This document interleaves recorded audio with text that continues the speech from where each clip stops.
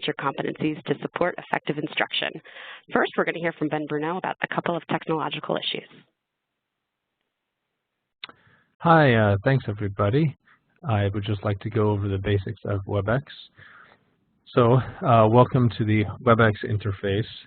I just want to let you know how to communicate since you won't be able to communicate orally today, so instead we'd like you to use the chat window. If you don't see the chat window on the right side of your screen, please go look at the top right area of your screen and click the chat icon.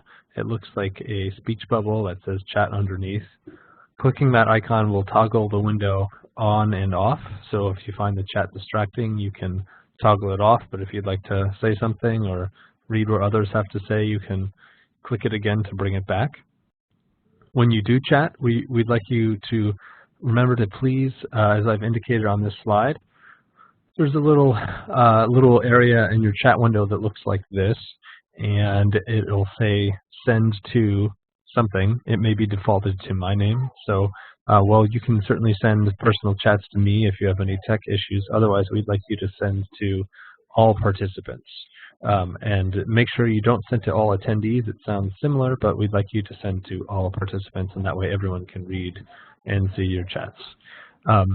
Lastly, if you'd like to adjust your screen, there are some zoom controls that look a little bit like these plus and minus signs on the top right of this slide window. That's it. That's it for me. Thank you very much. If you have any tech problems or if you get disconnected, you can reconnect just like you did before. And we are recording this webinar, so you don't have to worry about making copious notes. Okay, thank you.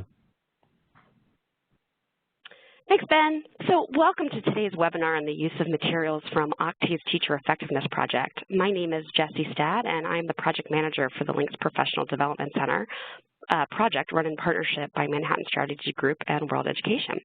So as you can see from today's agenda, we'll be exploring these materials and discussing their potential application for use by state agencies.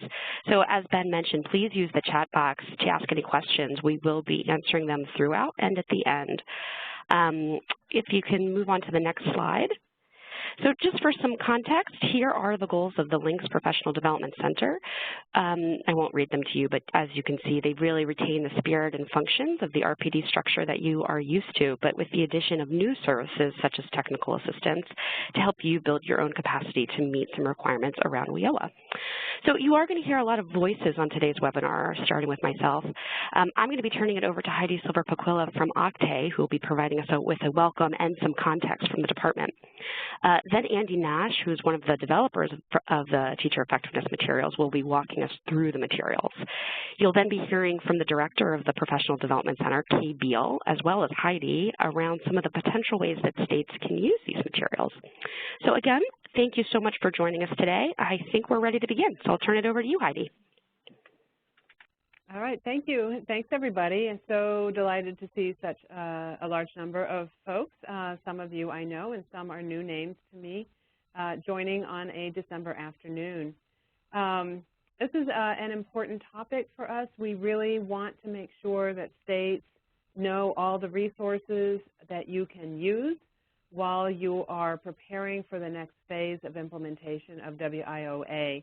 And so this webinar, we wanted to introduce you to some materials that are already in existence, ready for your use, and for your use at the state level, but also for the use of the local providers who will be responding to your competitions in the coming months. These materials were developed a few years ago and launched about a year ago after a field test, and want to make sure everyone knows about them. And we think the PD Center is a great place to disseminate them, thinking about how we can talk about what it takes to be a highly effective teacher, what are we looking for as you're running competitions, what are you looking for from the state level in those applications from local providers. Many states haven't run competitions for several years, so it will be a new exercise for everyone, and really delighted to get these materials at the front of everyone's minds again. So Andy is a great person to walk us through, was involved in the development of these materials from the start. So thank you for joining, and I'm turning it back to Andy. Okay, thanks, Heidi. Okay, so as Jessie said, I worked on OCTAE's Teacher Effectiveness in Adult Education initiative, and I'm going to introduce you to resources that were developed through that project. In particular, the Adult Education Teacher Competencies, which may be useful to states as a way programs can show demonstrated effectiveness and as a resource for framing professional development planning at the program level and even more broadly perhaps at the state level. So first let me back up and say a few things about the Teacher Effectiveness Initiative. And by effectiveness, I mean the ability to use strategies that enhance student performance. So this initiative was designed to improve teacher effectiveness by providing intensive support to beginning teachers because the research indicates that teachers are most likely to change within their first 3 years. This is a time when they are exploring new approaches and are less settled in their own preferred methods.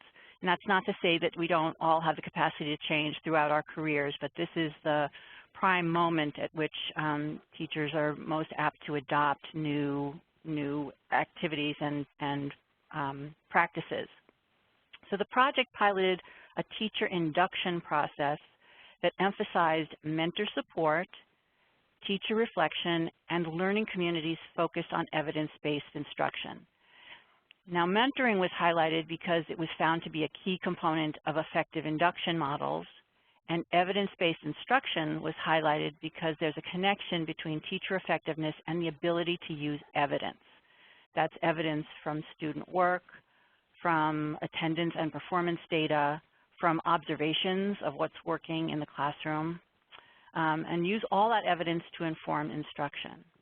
And the pilot resulted in a toolkit of resources for teachers, mentors, and program leaders. And those resources include the Adult Education Teacher Competencies, which we'll take a look at first.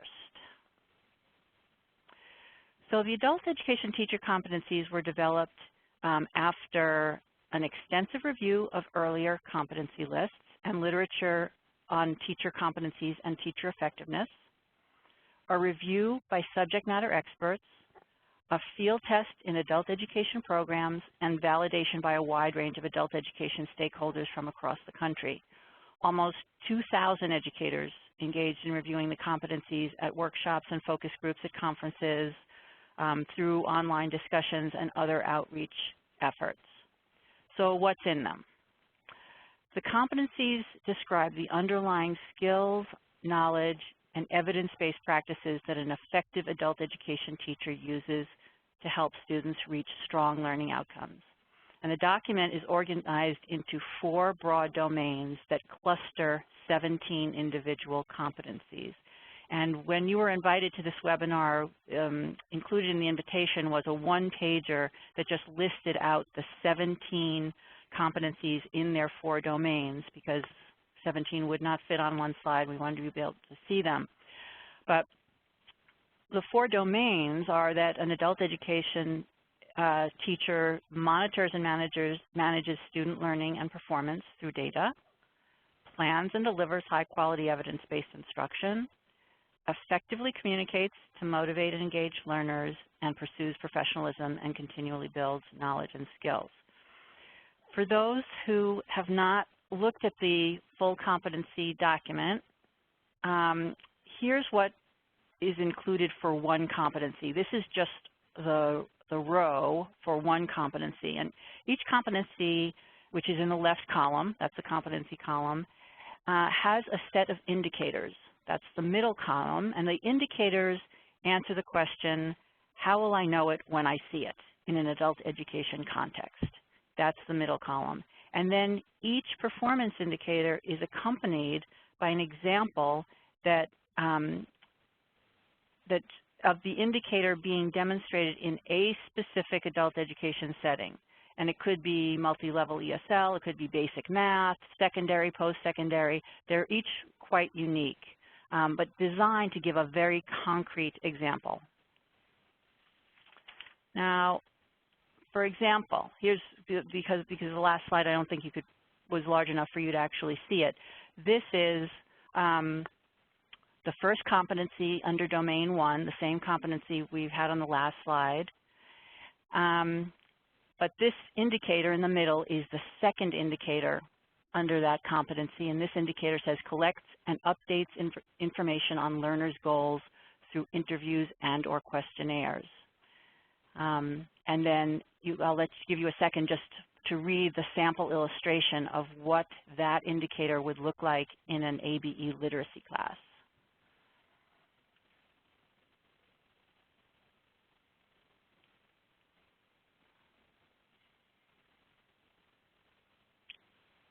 Okay, so that gives you a sense of how the document is organized. And the competencies lend themselves to being used as a framework for enhancing teacher effectiveness because they're based in a thorough review of research and professional wisdom, so they are themselves evidence-based. They offer a comprehensive framework and examples of application. So you have a big picture that gets provided by the domains and the competencies, and then very specific and concrete support through the indicators and the sample illustrations.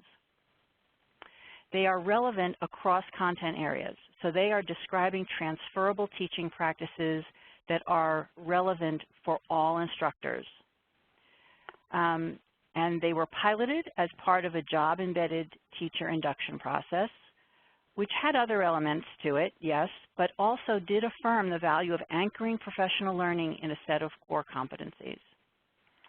And they're part of a broader set of complementary teacher effectiveness resources and tools that help practitioners plan, document, and evaluate progress on the competencies and demonstrate their effectiveness. So here is the links page for the Teacher Effectiveness Initiative. And the link to this page and other links to more specific tools will be provided on a later slide. But you can see here that the Teacher Effectiveness Project includes the competencies. That's the first large category. It has an evidence-based instruction section that houses an information brief and 2 online courses that I'll talk about in a minute. Several resources that support program implementation of teacher induction. And at the bottom, under teacher effectiveness, an extensive annotated bibliography on teacher effectiveness in adult education. So I want to hone in on a few of these resources in particular. So these are resources here that support evidence-based instruction. So the evidence-based instruction brief, which is the document on the right, answers the question, what is evidence-based instruction and why is it important in my instructional practice? We developed 2 online courses that draw from this brief and also from the document on the left-hand side, which is the National Research Council's report on improving adult literacy instruction, supporting learning and motivation. It's a long title, mouthful. And the 2 courses, which are listed at the bottom, the first is the Principles of Learning for Instructional Design, and that addresses key principles of instructional design and gives an overview of strategies for applying those principles in the classroom. The second course, Motivating Adult Learners to Persist, centers on using and inspiring learners' interests, building learners' self-efficacy, using incentives and motivation, providing choice and autonomy, and using digital media to promote persistence. Both of the online courses include video clips that demonstrate classroom application of the recommended strategies. And each of these online courses takes about 3 to 3.5 hours to complete. There are also resources for program leaders. These 2 resources resources support program leaders in considering the supports that need to be in place in order for instructors to be able to carry out the competencies. And they are called the Leadership Guide for Teacher Induction and the Conditions for Success in Teacher Induction.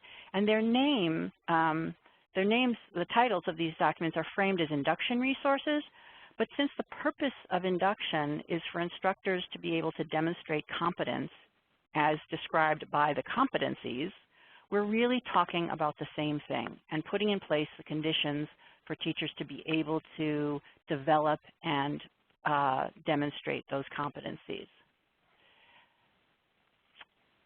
One tool that these resources provide is a program conditions self-assessment. And this allows you to evaluate whether those program conditions are in place, to articulate how you know if a condition is present, and asks you to write potential steps to improve your program readiness. So very concrete supports are embedded in this. There is a lot of flexibility in how the competencies can be used for job-embedded professional development. You can use them to identify a shared staff priority for professional learning, something that the staff as a whole may be interested in working on. Also, they can inform peer mentoring work, either in pairs or in small groups. And they can anchor the development of individual professional learning plans. Here are some ways we saw programs using the competencies in the Teacher Net Effectiveness Initiative, or that we think ways they could be used. So this first one is digesting the competencies. And by that, what I mean by that is start by studying the competencies.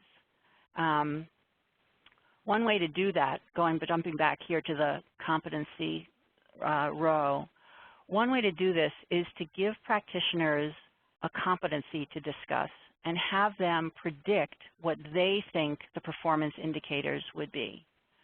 So they would predict the indicators, then look at what the document notes as the indicators and have a discussion of what they consider evidence, what you would look for that competency. That can be a very rich professional development conversation to have.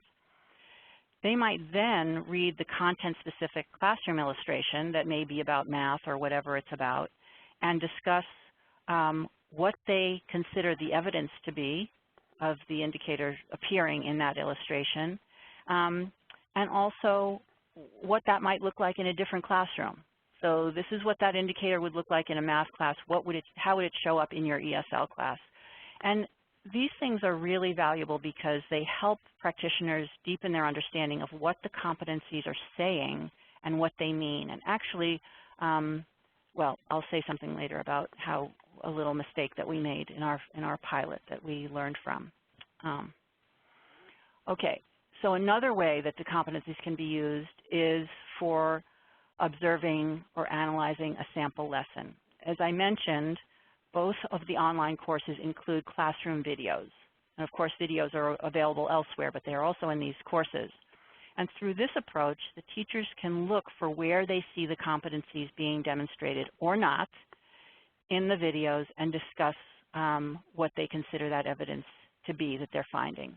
And it's low stakes because they're not looking at their own lessons at this point. They're looking at somebody else's lesson, and they can, dig in as they wish without feeling vulnerable about doing that. Because in fact, the next strategy is to reflect on their own practice, which is a little bit riskier thing to do.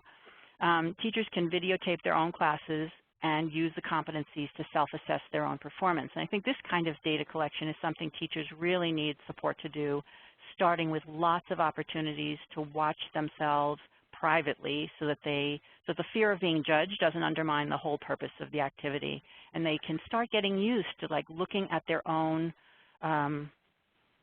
practices. They can watch themselves on video and begin reviewing their work in that way. I really think that's something that we need to invest in, teachers learning how to do. And then finally, there is this competency self-assessment, which I'm going to show you in a second. Well, I'll show you now. This is a self-assessment tool. It's an online self-assessment tool of the competencies. There are 17 competencies listed, and so 17 rows where educators can it's a structured approach to determining the knowledge and skills that they want to develop or refine through professional learning. So I realize you can't quite see this, so I'm going to do a screen share to show you how this tool works.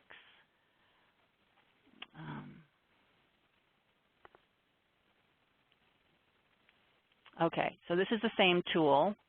I am going to enlarge it a little bit so that you can maybe read it a little better. Okay, so in the left-hand column we have the competencies, and we were talking earlier on the earlier slides about the first competency, but I'm going to jump down to domain number 2. That's down here. This is domain number 2, plans and delivers high-quality evidence-based instruction. And imagine that I'm self-assessing competency number 2, design standards-based instructional units and lesson plans. So I'm being asked to assess the relevance to my teaching, my own proficiency, and program priority level. So on this 2.2 competency, let's imagine that I'm a new teacher and I'm thinking, okay, standards-based instructional units, relevance to my teaching. Well, I've heard a lot in my program that this is important, so I assume it's relevant. I'm going to give it a 3. Then over in my own proficiency, well, I know about standards in general, but I don't know about these particular standards that we're using, so I'm going to give myself a 2. And then over in program priority level, I think this feels like pretty important. My sense around here is that it's pretty important, and I'm giving it a 4. So what you can see is that now my total score here is a 9 across, and I can score all of the competencies in this way, and for each domain, I will get a tally. So down here, there's a tally for that domain. Right now, I only scored one thing. But let me draw your attention to over here. The last 2 columns, purple column, reflections on my self-scoring, and then possible professional development activities. This is my chance to make my own notes. So here, under my reflections on my scoring, I might want to note to myself, need to check program expectations on this. That's my note to myself. And then possible PD activities.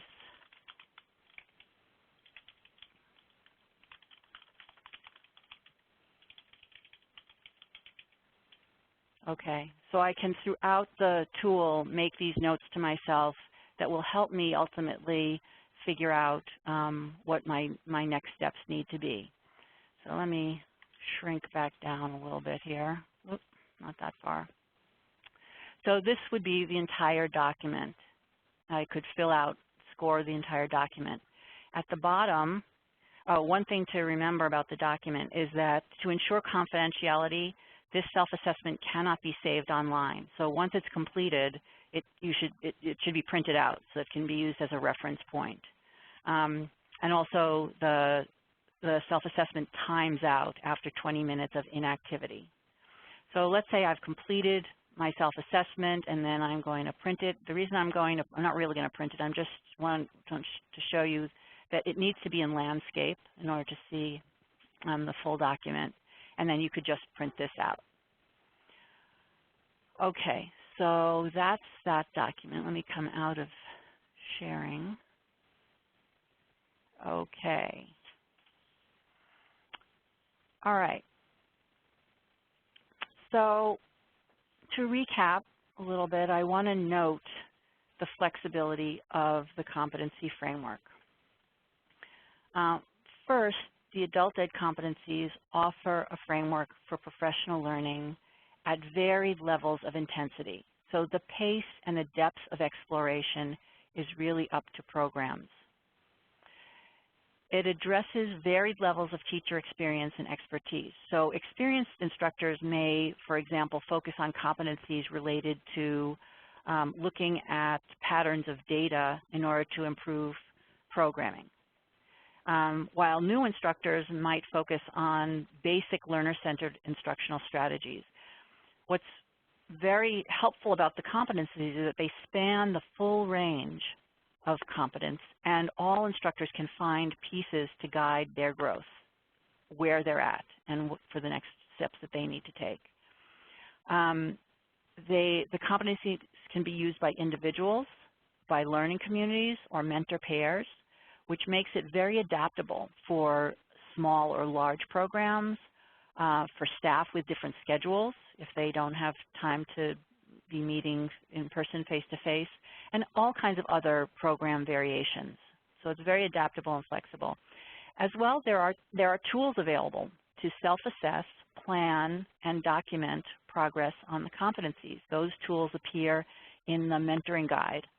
And tools available, as I mentioned before, for instructional leaders and PD facilitators, also in the guides, to facilitate this process. So it's a robust package that can be tailored to individual state needs. So to talk more about those individual state needs, I'm going to turn it over to Kay Beal to talk about that, and I'll check up the chat box in case there are questions. Could you move the slide? Yeah. So in thinking about how state offices might use these materials, and particularly focused on WIOA and the upcoming competition, you can see some things that ways that states may be able to use these. One might be to use competencies, particularly for the considerations number 6 and number 9, in developing the rubric and or putting out questions for local providers to respond to. And those 2 points are around instruction that's based on best practices from research and effective instructional practices, as well as well-trained instructors. So not only could the states use them for the competitions, but also might be provided out to people that would be competing for local programs and sharing that information so that it would help them to write to those requirements in their application. I think there's other state use of these materials. They might be, the competencies might be used to inform future priorities for professional development and technical assistance. I remember when I worked in Kentucky that we used a set of teacher competencies as a basis for a survey that informed the professional development activities that were offered in the upcoming years. Might be built into monitoring and evaluation tools and or program improvement goals. I think there's lots of ways to use them in the technical assistance piece. It's interesting that it might inform our teacher certification processes, are what teachers need to do to be either hired or recruited and or to complete the requirements they need to complete for teacher certification. And of course, as Andy so well articulated, resources for professional development, particularly program-based professional development and teacher induction. Heidi, is there anything you'd like to add? Or does anybody have questions for Heidi? Sure. I'd like to, we're talking about the competencies, but I also want to make sure people don't lose sight of the online courses that are very robust that Andy talked about. These are self-access, do on your own courses. You don't need to be going through a cohort. They are based in that National Academy of Science material that came out in 2012 that we promoted heavily from OCTAE and through links. Those little booklets are really valuable, very teacher-friendly. They're downloadable as PDFs. And the courses really help teachers walk through those, think about their own practice, as Andy said, look at others' practice to reflect on their own. So as programs are being asked to show that their teachers are teaching to evidence-based instruction, that they are using the best and most recent research in their teaching, here are some materials that you can point to that teachers can use to say, yes, I I am trained on this. Yes, I have gone through this course. Yes, we have looked at the competencies as a program. So thinking about it both from the competition side and from the application side, the competencies and the courses and the materials that support them, I think, are going to be very helpful to you. The brief that Andy showcased, the conditions for success, also very interesting as you are thinking about how programs can show you that they have strong instructional leadership, that they have in place the conditions for success. So wanted to just pull all the materials up to your attention.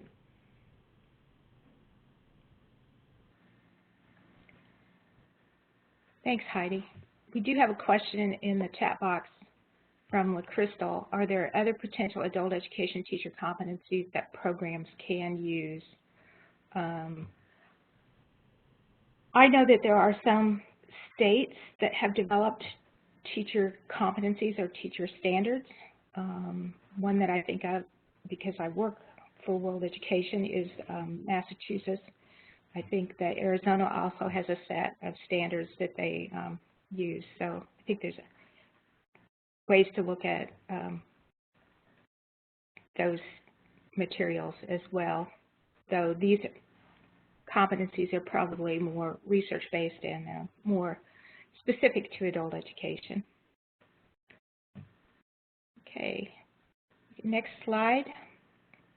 Oh, I see Colorado has a set, Connecticut has teacher competencies, so several states have done that work for their states. Andy mentioned that we were going to provide some links for the teacher effectiveness pages, and you can see them on this slide. The main page gets you to all of the other pages, but there is a page for the competencies, one for the toolkit, and one for evidence-based instruction, and also how to get to the online courses, which are in the Links Learning Portal as well, if you just go to that. All right, I'm trying to read the chat. With the vast majority of our adult ed teachers part-time, semi-retired, and without funds for extensive training, is there a Cliff Notes version that would be usable in this situation? Are you talking about the competency self-assessment? And I'll turn this back to Andy for an answer. Well, I'm not sure about a Cliff Notes version. I mean, I actually think that the competencies themselves are written in nice short chunks and very digestible. I mean, there's only so much you can abbreviate things. And also that the resources can be mixed and matched to suit the level of intensity that practitioners can absorb. So if they don't have a lot of time, maybe it's just about focusing on one competency and talking with somebody about that and looking at a video and trying to see if you can find the competency in those practices and reflect on what that might mean for your practice.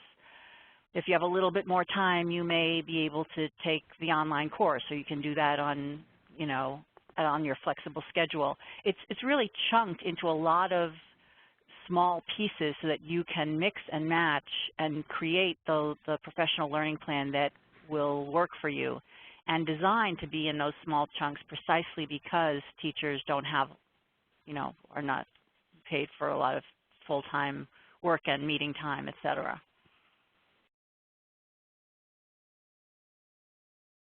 Thanks, Andy. Any other questions before we close out?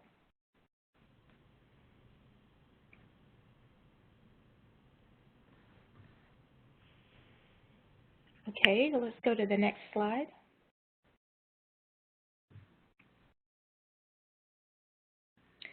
So thank you for attending this webinar on using the teacher competencies. And we'd like for you to complete the survey. Here's the information that you'll be asked as you are completing the survey, and we will also send it out in an email. So thank you very much. And thank you, Andy. Thank you. Thanks, everybody.